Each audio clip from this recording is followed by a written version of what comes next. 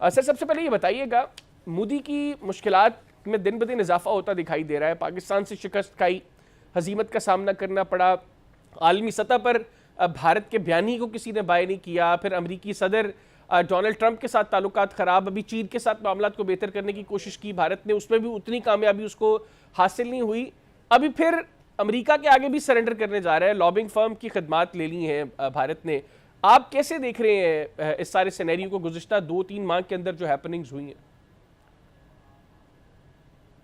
देखिए, जो रियासत का चलाने का तरीका है मोदी का, वो नफरत पर है, वो झूठे प्रोपेगंडे पर है, झूठे बयानियों पर है। और कुछ अरसे तो ये कारोबार चल सकता है, लेकिन ज्यादा अरसे ये कारोबार चलता नहीं है। और अगली बात ये है कि एक हाई पॉइंट आया था कि वो कभी ट्रम्प साहब बहुत समझते दोस्ती है और वो इसकी पीठ ठोकते थे कि आप चाइना के खिलाफ खड़े हो,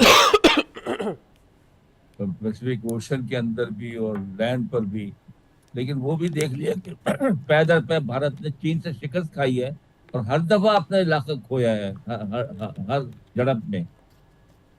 फिर पाकिस्तान के साथ झड़प में जो छोटा मुल्क है बहुत, उसने उसको डिफीट किया है, जिससे अंदाजा हुआ है कि ये इसकी सारी बातें बोले जो बना हुआ था इस खित्ते का, वो ऐसे फव्वारा था, एक गुब्बारा था जिसमें से हवा निकल गई जब इनके सामने पाकिस्तान के साथ वजह से मुकाबला हुआ।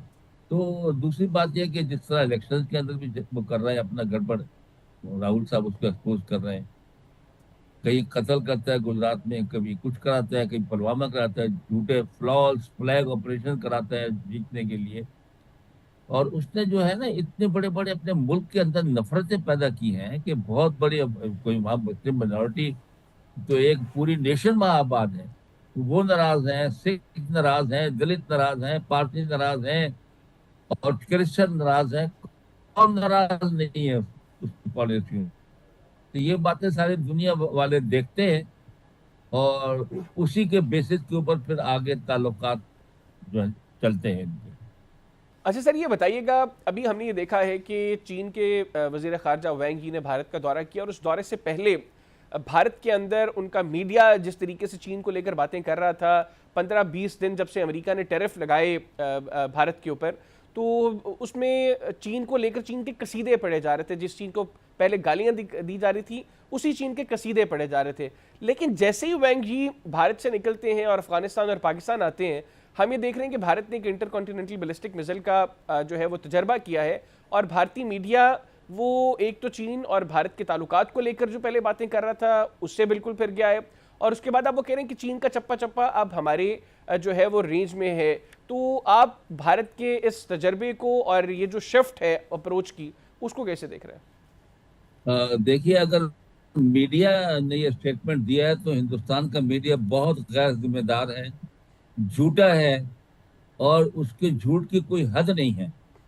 उसने ये जो झड़प हुई थी पाकिस्तान हिंदुस्तान की रिसेंटली, उसमें से लाहौर का फॉल भी दिखा दिया, कश्मीर का फॉल भी दिखा दिया, आर्मी चीफ की ने रिजाइन कर दिया, सारे कराची के पोर्ट खत्म हो गई, कब्जा हो गया।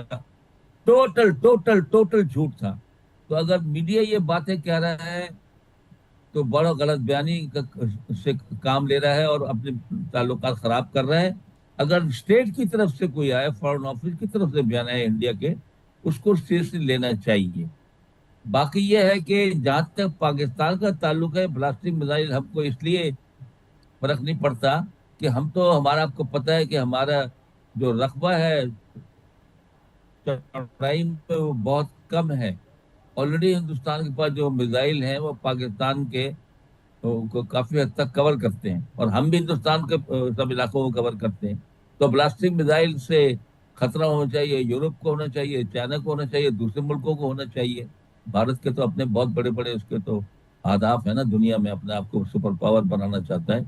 तो लेकिन ये बयान बहुत गैर जिम्मेदारी का है कि कहना कि चाइना का सब इलाका अब कवर हम कर लेंगे, जिससे चाइनीज बहुत नाराज होंगे। और ये चाइना में जो विजिट थी इनकी फॉरेन मिनिस्टर की चाइना के, उससे एक ये भी ख्याल था कि अब हमारी वेस्टर्न बॉर्डर जो है काफी हद तक जो है, सॉरी, ईस्टर्न बॉर्डर इंडिया के साथ काफी हद तक सेफ हो गई है। और कोई ऐसे हालात किए हैं कि चीन ने समझा है कि झगड़े वगड़े मत करो, डेवलपमेंट के पीछे लगो, आपस में लड़ाइयाँ मत करो।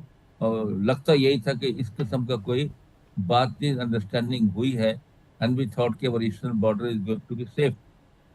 हम तो ये उम्मीद करते हैं। बिल्कुल ठीक।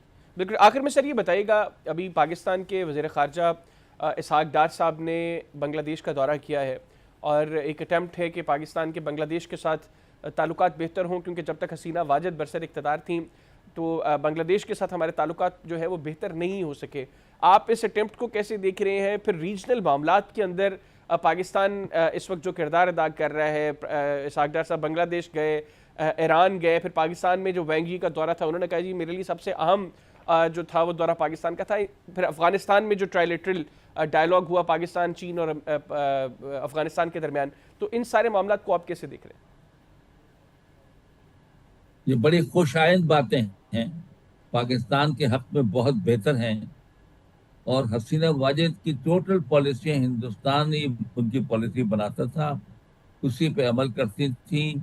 उन्हें पाकिस्तान के यहाँ बिजनेसमैन जो जाते थे या दूसरे लोग जो जाते थे पीपल टू पीपल कांटेक्ट में, उन सब का उन्होंने वीजे पे इतनी सख्तियां की और इतने सवाल जवाब उनकी इंटेलिजेंस करती थी कि आमदरफ्ती बंद हो गई। हमारी डायरेक्ट फ्लाइट चलती थी पीआईए ढाका, कराची ढाका, वो बंद हो गई। सुबह सो मुझे कोई बंगाली ऑफिसर ने, जो हमारे साथी हैं फौज के, उसने कहा जी मेरे वालिद साहब की कब्र कराची में, मैं हर साल आके फातिहा पढ़ता था, मुझे भी वीजा नहीं देते थे। और पिछले दफा मैं वीजा से वापस गया था, मुझसे बहुत सवाल जवाब किए, क्यों गए थे, किससे मिले, क्या किया। तो हिंदुस्तान की गोद में बैठी हुई थी वो। और ये नौजवानों ने इनकलाब करके आज़ादी दिलाई है दोबारा से बांग्लादेश को, और वहां पर पाकिस्तान के लिए नरम गोशा पैदा हुआ है। और कल जो मैंने अगर सही सुना है तो डार साहब के साथ ये भी तय पाया कि बांग्लादेश और पाकिस्तान अपने वीजे की शर्त खत्म कर देंगे, बगैर वीजे लिए आप सर पासपोर्ट उसमें उसमें दिखाकर गवर्नमेंट एक दूसरे ऑफिसर्स, मुल्क पर जा सकते हैं। गवर्नमेंट ऑफिसर्स ये के मुझे लिए। सुना है, अगर ये बहुत बड़ी पेशरफ है ये, इस बिल्कुल ठीक। लिहाज से। बिल्कुल तो ठीक। उनसे हालात ठीक हो रहे हैं, पाकिस्तान की कनेक्टिविटी ठीक हो रही है, सेंट्रल एशिया से लिंकेजेस कायम की जा रही हैं। और चाइना पूरी कोशिश कर रहा है कि अफगानिस्तान पाकिस्तान के ताल्लुकात बेहतर हो जाएं, ईरान से ताल्लुकात बेहतर हुए।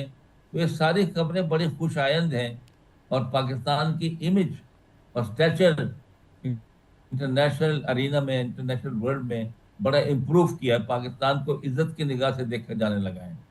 मोदी की मुश्किलात में दिन ब दिन इजाफा होता दिखाई दे रहा है। पाकिस्तान से शिकस्त खाई, हजीमत का सामना करना पड़ा, आलमी सतह पर भारत के बयान ही को किसी ने बाय नहीं किया। फिर अमरीकी सदर डोनाल्ड ट्रंप के साथ ताल्लुकात ख़राब, अभी चीन के साथ मामलात को बेहतर करने की कोशिश की भारत ने, उसमें भी उतनी कामयाबी उसको हासिल नहीं हुई। अभी फिर अमेरिका के आगे भी सरेंडर करने जा रहा है, लॉबिंग फर्म की खदमात ले ली हैं भारत ने। आप कैसे देख रहे हैं इस सारे सिनेरियो को, गुज़िश्ता 2-3 माह के अंदर जो हैपनिंग्स हुई हैं? देखिए, जो रियासत का चलाने का तरीका है मोदी का, वो नफरत पर है, वो झूठे प्रोपेगेंडे पर है, झूठे बयानियों पर है।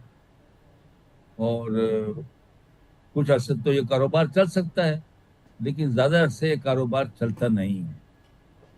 और अगली बात ये है कि एक हाई पॉइंट आया था कि वो कभी ट्रम्प साहब बहुत समझदार दोस्ती है, और वो इसकी पीठ ठोकते थे कि आप चाइना के खिलाफ खड़े हो, और पैसिफिक ओशन के अंदर भी और लैंड पर भी। लेकिन वो भी देख लिया कि पै दर पै भारत ने चीन से शिकस्त खाई है, और हर दफा अपना इलाका खोया है, हर झड़प में।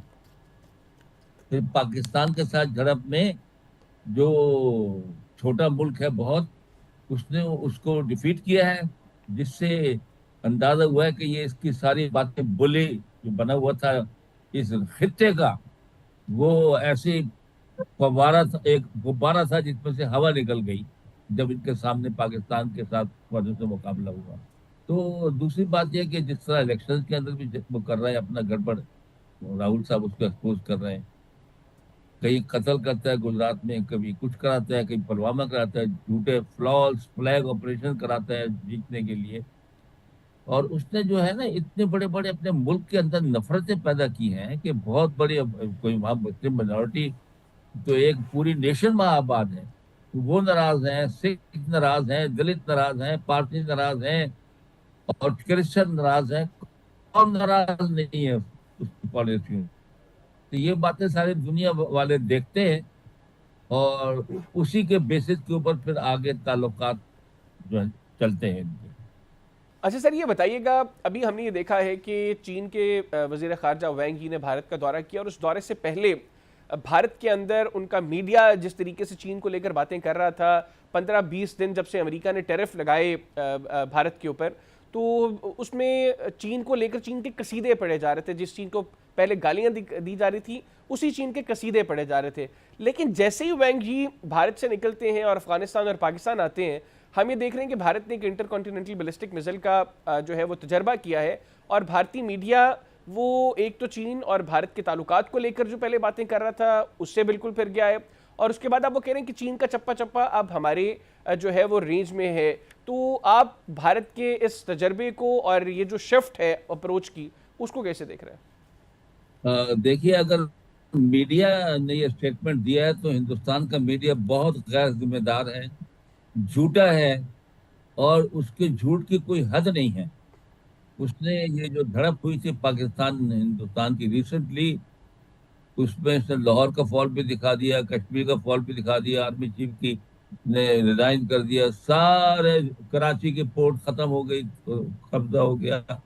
टोटल टोटल टोटल झूठ था। तो अगर मीडिया ये बातें कह रहा है तो बड़ा गलत बयानी से काम ले रहा है और अपने ताल्लुकात खराब कर रहा है। अगर स्टेट की तरफ से कोई आए, फॉरेन ऑफिस की तरफ से बयान आए इंडिया के, उसको सीरियसली लेना चाहिए। बाकी ये है कि जहां तक पाकिस्तान का ताल्लुक है, ब्लास्टिक मिसाइल हमको इसलिए फर्क नहीं पड़ता कि हम तो, हमारा आपको पता है कि हमारा जो रकबा है चौड़ाई में वो बहुत कम है। ऑलरेडी हिंदुस्तान के पास जो मिसाइल हैं वो पाकिस्तान के को काफी हद तक कवर करते हैं, और हम भी हिंदुस्तान के सब इलाकों को कवर करते हैं। तो ब्लास्टिक मिसाइल से खतरा होना चाहिए यूरोप को, होना चाहिए चाइना को, होना चाहिए दूसरे मुल्कों को, होना चाहिए। भारत के तो अपने बहुत बड़े बड़े उसके तो अहदाफ है ना, दुनिया में अपने आप को सुपर पावर बनाना चाहता है। तो लेकिन ये बयान बहुत गैर जिम्मेदारी का है कि कहना कि चाइना का सब इलाका अब कवर हम कर लेंगे, जिससे चाइनीज बहुत नाराज होंगे। और ये चाइना में जो विजिट थी इनकी फॉरेन मिनिस्टर की चाइना के, उससे एक ये भी ख्याल था कि अब हमारी वेस्टर्न बॉर्डर जो है काफी हद तक जो है, सॉरी ईस्टर्न बॉर्डर इंडिया के साथ काफी हद तक सेफ हो गई है। और कोई ऐसे हालात किए हैं कि चीन ने समझा है कि झगड़े वगड़े मत करो, डेवलपमेंट के पीछे लगो, आपस में लड़ाइयाँ मत करो। और लगता यही था कि इस किस्म का कोई बातचीत अंडरस्टैंडिंग हुई है, एंड वी थॉट कि our eastern border is going to be safe. हम तो ये उम्मीद करते हैं। बिल्कुल ठीक। बिल्कुल आखिर में सर ये बताइएगा, अभी पाकिस्तान के वज़ीर ख़ारजा इसहाक डार साहब ने बांग्लादेश का दौरा किया है, और एक अटैम्प्ट है कि पाकिस्तान के बांग्लादेश के साथ ताल्लुकात बेहतर हों, क्योंकि जब तक हसीना वाजिद बरसर इक़्तिदार थी तो बांग्लादेश के साथ हमारे ताल्लुकात जो है वो बेहतर नहीं हो सके। आप इस अटैम्प्ट को कैसे देख रहे हैं? फिर रीजनल मामलात के अंदर पाकिस्तान इस वक्त जो किरदार अदा कर रहा है, इसहाक डार साहब बांग्लादेश गए, ईरान गए, फिर पाकिस्तान में जो वैंग यी का दौरा था, उन्होंने कहा जी मेरे लिए सबसे अहम जो था वो दौरा पाकिस्तान का था। फिर अफगानिस्तान में जो ट्रायलेटरल डायलॉग हुआ पाकिस्तान, चीन और अफगानिस्तान के दरमियान, तो इन सारे मामला को आप कैसे देख रहे हैं? ये बड़ी खुशाइंद बातें हैं, पाकिस्तान के हक में बहुत बेहतर हैं। और हसीना वाजिद की टोटल पॉलिसी हिंदुस्तान ही उनकी पॉलिसी बनाता था, उसी पे अमल करती थी। उन्हें पाकिस्तान के यहाँ बिजनेसमैन जो जाते थे या दूसरे लोग जो जाते थे पीपल टू पीपल कॉन्टेक्ट में, उन सब का उन्होंने वीजे पे इतनी सख्तियां की, और इतने सवाल जवाब उनकी इंटेलिजेंस करती थी कि आमुद्रफ्ती बंद हो गई। हमारी डायरेक्ट फ्लाइट चलती थी पीआईए ढाका, कराची ढाका, वो बंद हो गई। सुबह 100 बजे कोई बंगाली ऑफिसर ने, जो हमारे साथी हैं फौज के, उसने कहा जी मेरे वालिद साहब की कब्र कराची में, मैं हर साल आके फातिहा पढ़ता था, मुझे भी वीजा नहीं देते। और पिछली दफा मैं वीजा से वापस गया था, मुझसे बहुत सवाल जवाब किए, क्यों गए थे, किससे मिले, क्या किया। तो हिंदुस्तान की गोद में बैठी हुई थी वो। और ये नौजवानों ने इनकलाब करके वो आज़ादी दिलाई है दोबारा से बांग्लादेश को। और वहां पर पाकिस्तान के लिए नरम गोशा पैदा हुआ है।